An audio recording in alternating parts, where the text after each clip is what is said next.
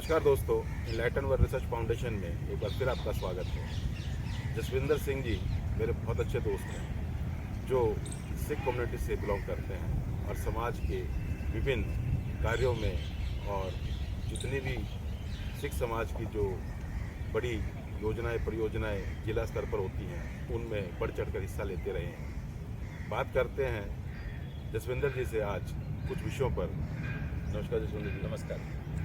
जसविंदर जी, आपके बारे में बहुत सारी विषयों की जानकारी मुझे वैसे भी है, व्यक्तिगत तौर पे भी है, व्यवहारिक तौर पे भी है जी। हमने हमेशा आपको बढ़ चढ़ कर समाज के कार्यों में आगे देखा है। इसकी प्रेरणा आपको कहाँ से मिली? एक तो हमें दर्शकों को ये बताएं। प्रेरणा, सिख धर्म में जन्म लेना बहुत बड़ी बात है और सिख धर्म में जन्म लेते ही ये बचपन से ही प्रेरणा हर सिख के अंदर आ जाती है, जो मैं समझता हूँ। उसके बाद कुछ पैतृक गुण होते हैं जो हमें अपने माँ बाप से मिलते हैं। मेरे पापा शुरू से ही गुरुद्वारे के साथ जुड़े रहे, बहुत धार्मिक रहे। तो आज जो हमारे अंदर कुछ भी है, अगर कुछ एक अंश भी है तो हमारे पिता का और गुरुओं की पूरी सीख है। दोस्तों, कितनी सुंदर विवेचना है कि पिता के संस्कार और गुरुओं का मान करते हुए उनका आशीर्वाद प्राप्त करने वाले हर गुरुमुखी जो गुरु समाज में पैदा होते हैं, जो पंजाबी कम्युनिटी में पैदा होते हैं या जो गुरुमुखी हैं या जो सिख कम्युनिटी से बिलोंग करते हैं, सभी लोग ऐसा मानते हैं जिन्होंने गुरु नानक देव जी की रचनाओं को आत्मसात किया है, चाहे वो परिवार है चाहे निजी तौर पर है। उन सभी लोगों का यही मानना है कि जिसने गुरु के घर में जन्म ले लिया उसके संस्कार गुरु के प्रति समर्पण भाव के तो ऑटोमेटिक हो जाने स्वाभाविक है। संस्कार आपके पिता से मिले, सिख कम्युनिटी से आपने ताल्लुक़ रखते हुए समाज को कुछ अपनी तरफ से देने का प्रयास किया। किन किन विषयों पर आपकी रुचि रहती है जिन पर आप समाज को अपना बेस्ट देने का प्रयास करते हैं? सभी तरह से कोई भी कार्य है, सिख समाज का कार्य है या कहीं भी कोई भी कार्य है, मानवता की सेवा है या कोई भी धार्मिक संस्था का काम है, मेरी हमेशा कोशिश रहती है कि मैं वहाँ पर अपना सहयोग जो भी मुझसे दिया जा सकता है मैं करता हूँ। दोस्तों, कोई विषय नहीं होता सेवा का, और सिर्फ उसका भाव होता है। उस भाव को किसी भी आस्था के साथ जोड़ा जा सकता है। यही कहना है जसविंदर जी का।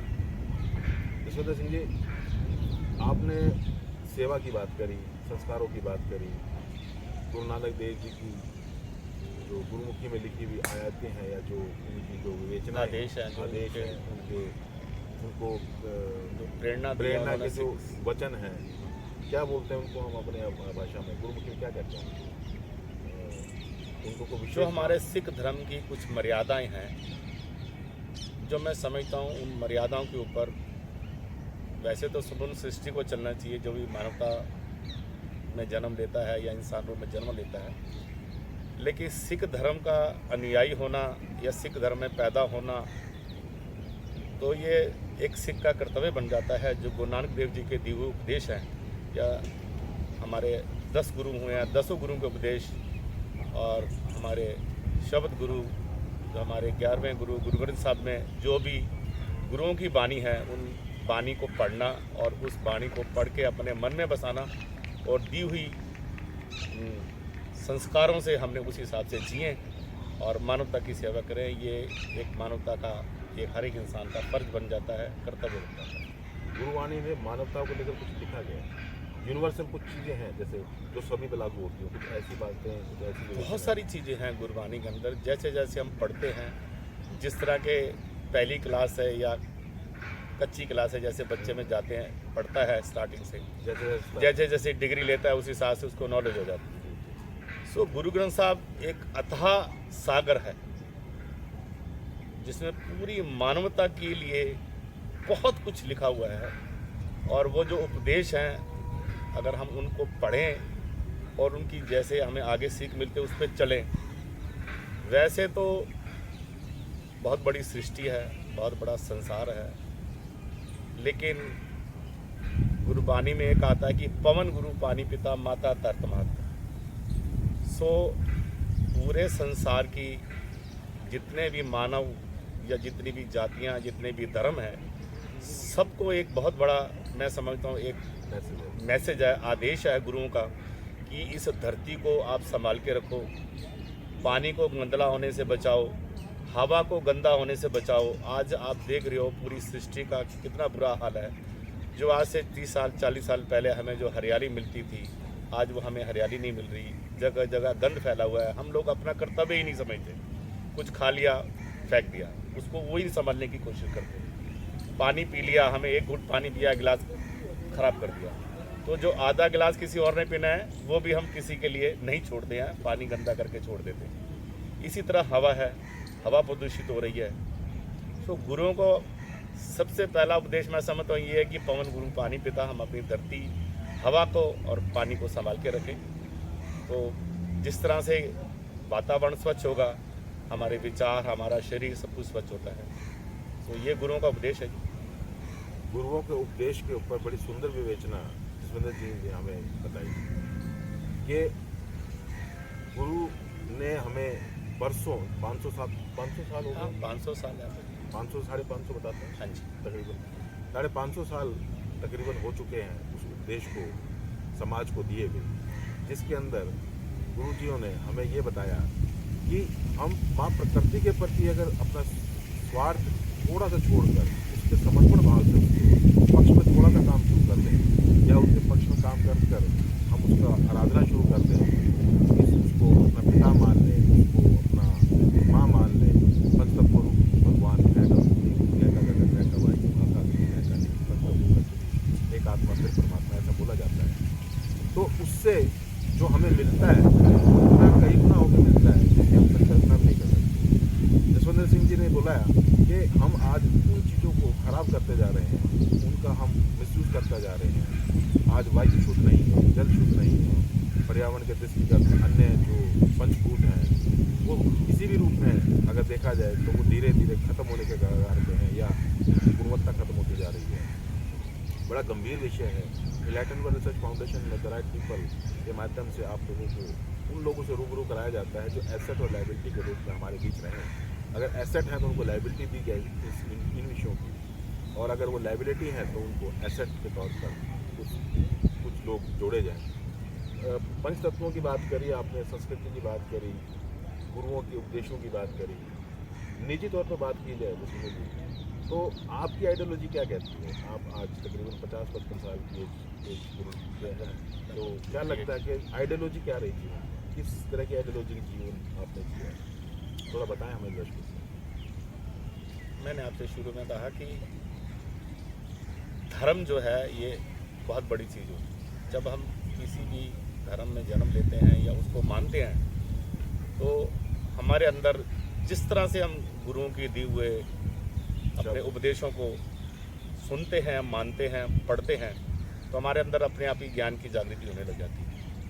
तो जब हम धर्म को अपनाते हैं तो हमारे अंदर दया आ जाती है। जब दया आती है तो फिर मानवता के सारे गुण आ जाते हैं। तो मैं समझता हूँ कि जब बंदा जिस भी धर्म से संबंधित है या जिस धर्म में जन्म लिया है, उस धर्म की, गुरुओं की, पीरों की, पैगंबरों की, देवताओं की सारी दी हुई उपदेशों को सुने, माने और अपने जीवन में धारे, ताकि हम इस जन्म में जो भगवान ने हमें एक बहुत ही कीमती जन्म दिया है, शरीर दिया है, मानव शरीर दिया है, सबसे ज़्यादा सोचने समझने की शक्ति दी है, बुद्धि दी है।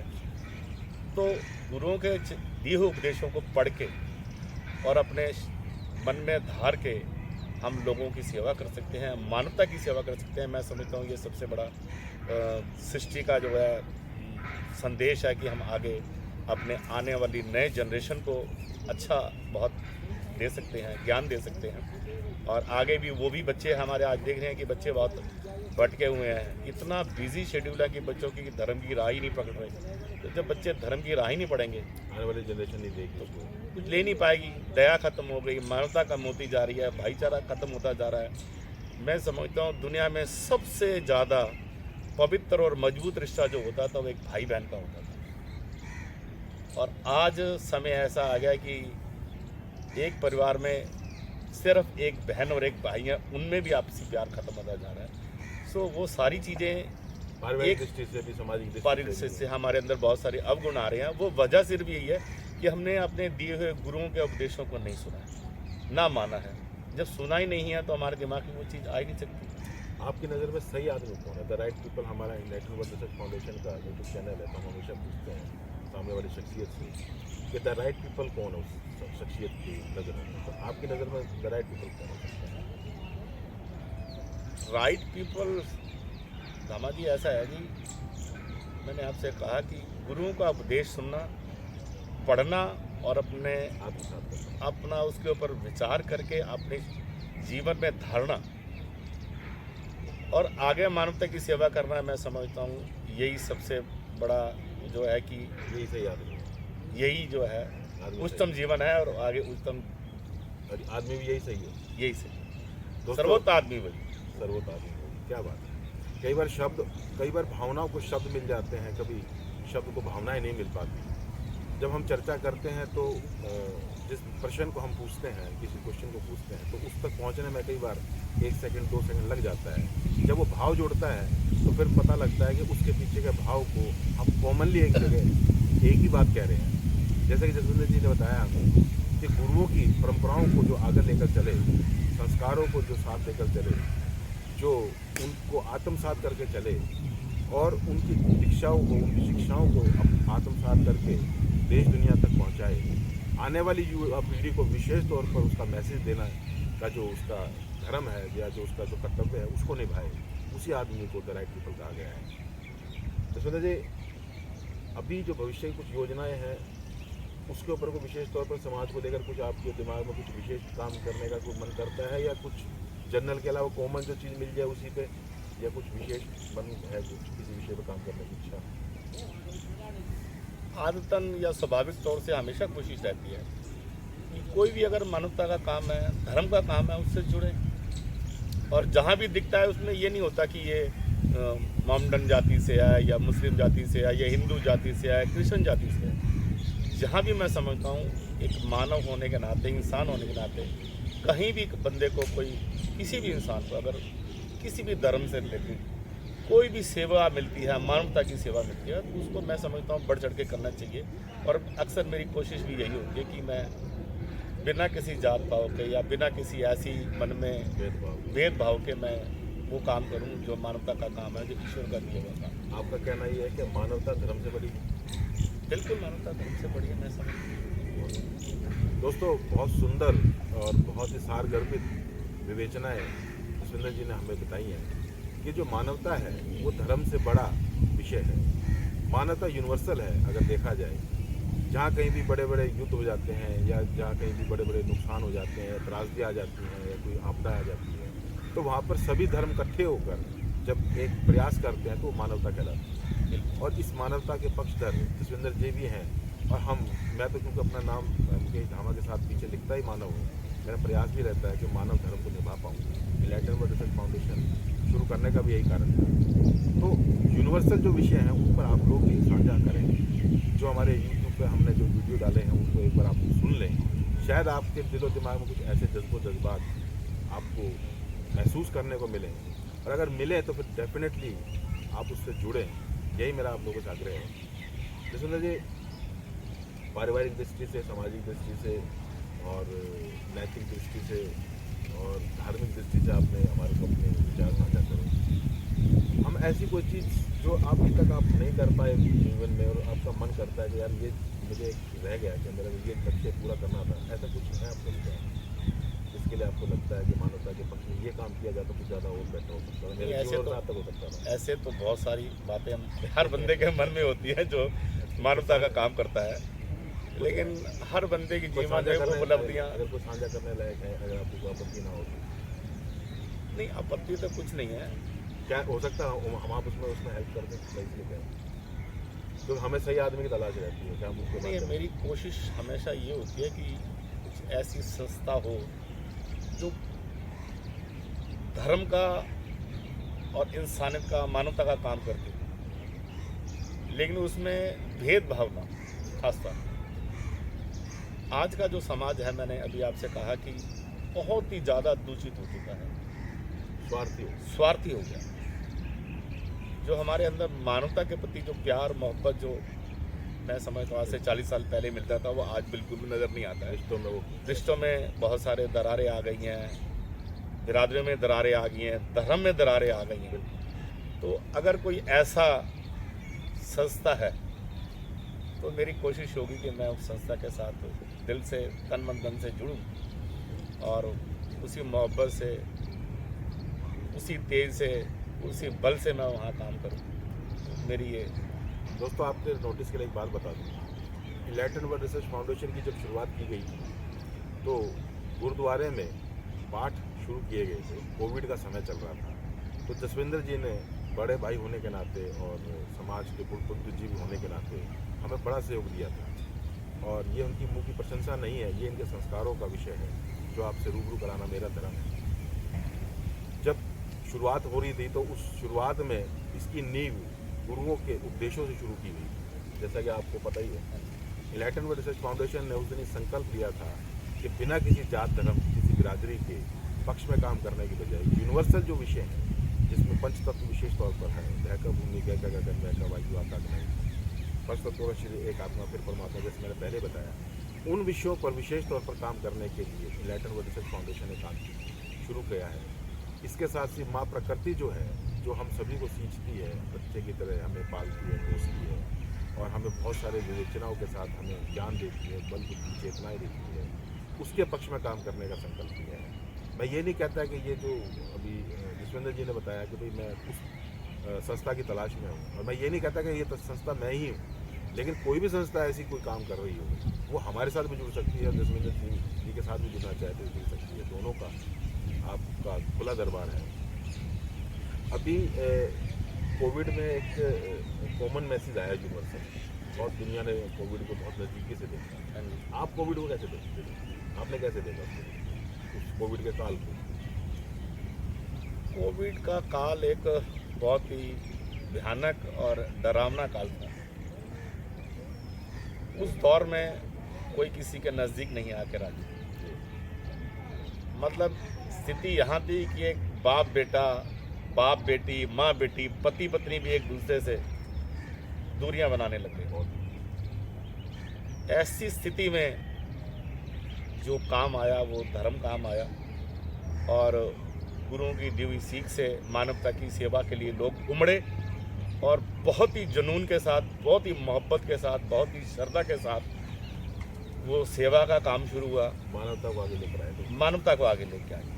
धर्म से ऊपर किसी ने नहीं देखा कि ये किस धर्म से है, ये बिल्कुल गरीब है, ये बिल्कुल फटे हाल है, या इसकी शक्ल देखने लायक नहीं है। तो यहाँ तक स्थिति जो मैंने अपने नज़दीक से देखी और जो भगवान ने उस टाइम उसे सेवा दी, हमने घर घर जा कर के रात रात को भी लंगर बांटा कि कोई ऐसा जीव जो कहीं एक टाइम भूखा रह गया तो दूसरे टाइम ना रह पाए। और हमारी कोशिश भी रही और जितने भी मैंने सेवादार देखे, बहुत सी मेरे मित्रगण थे, बहुत सी ऐसे बहुत सारे गुरुद्वारे थे, बहुत सारे मंदिर के लोग थे, बहुत से संगठन थे, बहुत सारी ऐसे संस्था थी, उनके साथ भी सबने सहयोग दिया, मिले और बहुत अच्छा लगा। और उस दौर में जो मानवता में प्यार उमड़ा, मैं समझता हूँ वो आज अगर उस तरह से अगर सेवा भावना हर बंदे के अंदर आ जाए तो फिर कहने क्या दोस्तों, इससे बड़ी कोई बात नहीं हो सकती। कोविड को बहुत लोगों ने ना बड़े डरावने भाव से देखा। बहुतों ने देखा होगा, मैं ये इससे इनकार नहीं करता, हम भी उसका हिस्सा रहे, लेकिन बहुत से लोगों ने उसमें मानवता के धर्म को निभते देखा, उसको उजागर होते देखा, उस मानवता के धर्म को बहुत नज़दीकी से महसूस करते हुए देखा। ये कितनी खूबसूरत बात है कि सभी धर्म इकट्ठे हो गए, सभी जातियाँ इकट्ठी होगी, सभी पंचतत्व इकट्ठे हो गए, पशु पक्षी जीव जंतुओं को राहत मिल गई, पानी जिसे जल हम कहते हैं, जल बिल्कुल साफ हो गया, आकाश साफ हो गया, वायु साफ हो गई, दुनिया ने देखा इसको। हमें नहीं लगता दोबारा से इस प्रकार की कोई स्थिति परिस्थिति या ऐसा कोई संदेश नेचर के द्वारा दिया जाए तभी हम इसको सीखेंगे। हमारा धर्म नहीं बनता कि हम इन धर्मों से ऊपर उठ के इनसे मानवता के नाते इसके पक्ष में काम करें। जैसे जसविंदर जी कहते हैं, इससे अलावा जो भी हमारे यूट्यूब पे आते हैं जो सज्जन पुरुष जो शख्सियत रहती हैं, जिनका प्रयास रहता है आप लोगों को इस विषयों पर जागृत करना, कितनी खूबसूरत बात कही कि मानवता के धर्म को कितना नज़दीकी से देख पाए लोग। मैं अगर बहुत ज़्यादा लंबा कर देता हूँ विषयों को तो फिर लोगों को लगता है कि शायद बोरियत होती है। बोरियत नहीं है, विषय आपके नज़दीक जाने चाहिए, किसी न किसी तरीके से जाने चाहिए। एक आखिरी प्रश्न पूछना चाहूँगा और इसके बाद इस साक्षात्कार को विराम देना चाहूँगा। आपने उस संस्थान, उस संगठन का जिक्र किया जिससे आप जुड़ना चाहते हैं। आपने संस्कृति का और तमाम तरह के विषयों की बात करी। अभी भी मैं ये मानता हूँ कि जो समाज का जो आने वाला जो युवा है जिसका आप लोग बात करते हैं, और आप चूँकि मिड में है एज की, तो मिड एज में दो पीढ़ी आप देख पाते हैं, एक पीछे वाले और एक आगे वाले। भाई आप पिताजी को देख पाते हैं, बुजुर्गों को देख पाते हैं, उनके संस्कार को नज़दीकों से आपने देखा होता है, महसूस किया होता है, क्योंकि उम्र का तकाजा है। 20 साल 25 साल पहले आप जवान होते हो तो उस समय के जो संस्कार वो आपके शरीर में, आपके व्यवहार में डेफिनेटली। ये जो युवा है आने वाला, इस युवा को वो जो संस्कार हैं वो क्यों नहीं पहुंच पा रहे, इसका क्या कारण मानते हैं और ऐसा कैसा तरीका है जिसको पहुंचा जा सकता है? मुकेश जी, मैंने आपसे शुरू में कहा था कि जब हम धर्म से जुड़ते हैं तो हमें ज्ञान की प्राप्ति अपने आप होने लग जाती है। जो आज की जनरेशन है, सबसे बड़ी बात यह है कि उनको अपने माँ बाप के या अपने पैतृक गुण, गुरुओं की दी हुई सीख नहीं मिल पाती है, और आज की नवयुवक पीढ़ी के पास टाइम भी नहीं है। समय की व्यवस्थाएं इतनी हैं कि ना वो ध्यान दे रहे हैं, ना उनकी तरफ ध्यान जा रहे हैं।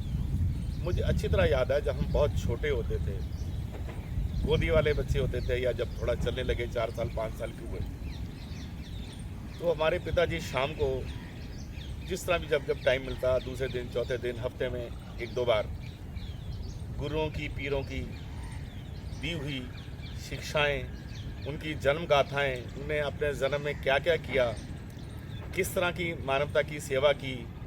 जैसे हमारे गुरु नानक देव जी ने बहुत सारी उदासियाँ की, और उन उदासियों में क्या क्या किया, मानवता की सेवा कैसे की, क्या उनके मकसद थे?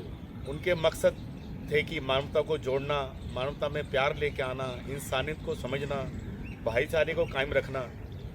अब धीरे धीरे जो ये गुण खत्म होते जा रहे हैं। आपने अक्सर देखा होगा कि जब एक घर में बच्चा बड़ा हो जाता है, उसकी शादी हो जाती है, उसके आगे बच्चे होते हैं, तो ज़्यादातर हम वो देखते हैं वो बच्चे दादा दादी के साथ सोते हैं, बैठते हैं और उनके साथ रहते हैं। लेकिन आज की जनरेशन में ये गैप आ गया, बहुत ज़्यादा जनरेशन गैप आ गया।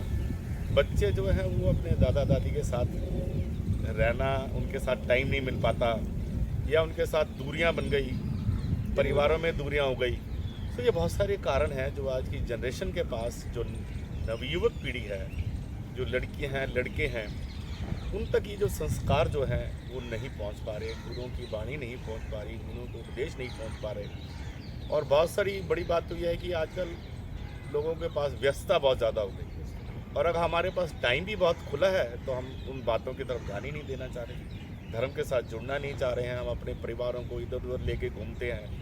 उस जो आने वाली और छोटी पीढ़ी, जो जिनको हम आज के पोता पोती भी कह लें, उन तक ये संदेश जो है माँ बाप का नहीं जा रहा, दादा दादी का तो बहुत दूर की बात है। एकल परिवार इसकी तो मुख्य वजह मान सकते हैं। दोस्तों, एकल परिवार इसकी मुख्य वजह है, ये सभी के लिए जग जाहिर है। पहले संयुक्त परिवार हुआ करते थे, संयुक्त से थोड़ा सा छोटे परिवार हुए, छोटे से अब एकल हो गए, और आज स्थिति शायद टूटने के कगार पे, ये कहने की जरूरत नहीं है, ये आप सभी लोग समझ पा रहे हैं। क्योंकि अकेला आदमी मशीनी युग में बहुत कुछ देख रहा है, बहुत कुछ कर रहा है, लेकिन अंदर से बेचैन है, अंदर से परेशान है, हैरान है, और बहुत सारे तमाम तरह के खर्च करने के बावजूद, तमाम तरह की चीज़ें, गाड़ी घोड़ा बंगला कोठी लेने के बावजूद उसके मन में एक अजीब सी कश्मकश रहती है। अगर ये कश्मकश मिटानी है तो मानवता, धर्म, कोरोना जैसे जो काल आते हैं उससे मिलने वाले मैसेज, और जो उदासियाँ जो हमारे गुरु नानक देव जी ने हमें बताई, या तमाम धर्मों के जो हमारे जो बड़े जो गुरु हैं या जो भी मेंटोर हैं, उन्होंने जो कुछ भी हमें बताया, अगर आप उनके प्रति थोड़ा सा भी आसक्त हो जाते हैं, थोड़ा सा भी उसके पक्ष में काम करना शुरू कर देते हैं, तो निश्चित तौर पर आपके अंदर एक अजीब सा सुकून और एक अजीब सी खुशी का एहसास आपको डेफिनेटली मिलेगा। ये मेरा नहीं, जसविंदर सिंह जी का नहीं, सभी का विश्वास है जो लोग इस विषय पर काम कर रहे हैं। जसविंदर सिंह जी ने बहुत सुंदर व्याख्याओं के साथ हमें अपना साक्षात्कार डायरेक्ट पीपल का दिया, उनका हम धन्यवाद करते हैं। धन्यवाद। और उम्मीद करते हैं कि हमारे इस विषय से जुड़े जितने भी हमारे प्रोजेक्ट्स हैं उसमें से किसी भी एक प्रोजेक्ट में, खासकर पंचतत्वों के प्रोजेक्ट को लेकर इनका मेरा हमेशा चर्चा रहती है, उसका ये साथ दें मुझे और मिलके हम आपके साथ जसविंदर सिंह जी को दोबारा आपके साथ शामिल करें, आपके साथ साझा करें। इन्हीं शुभकामनाओं के साथ आज